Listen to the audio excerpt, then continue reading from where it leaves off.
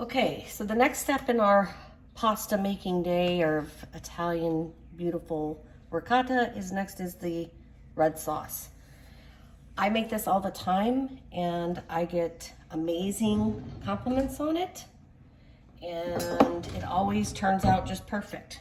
So the first thing we're going to do is turn on our heat to about medium, little olive oil for our sauteing of our garlic. I used about 2 cloves. You can use 3 if you like the garlic flavor more.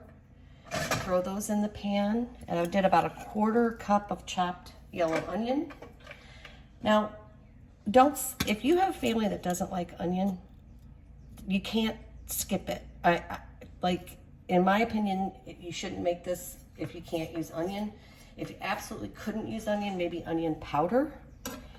If there's an allergy and you have no choice, well then obviously there's no choice. I always keep fresh basil growing in my garden, so I just went outside and picked a couple. It's about a tablespoon and 2 tablespoons of chopped up basil. I'm making a small batch, so I only have like a 1/4 pound of ground beef. I have 4 beef bouillon cubes, or you can use the powder, about a tablespoon. I have 1 can of Hunt's tomato paste with the basil, garlic, and oregano mixed in.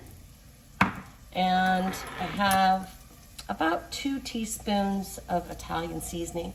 Now, all of the seasoning is not precise. It's to your taste. If you like heavy on the basil, add more. The beef bouillon, you need that to really make this sauce pop with flavor.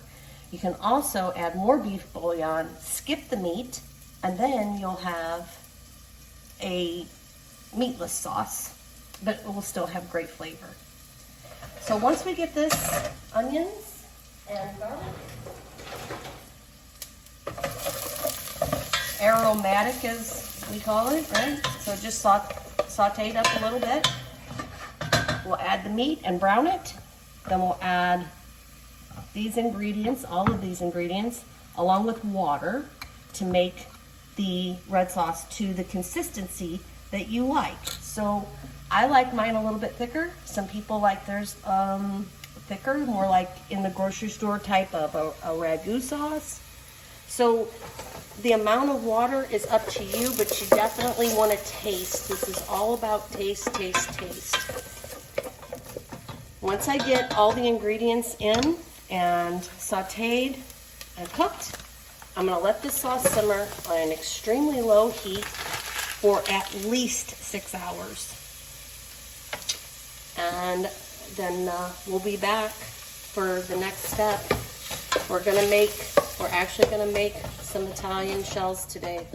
It's coming.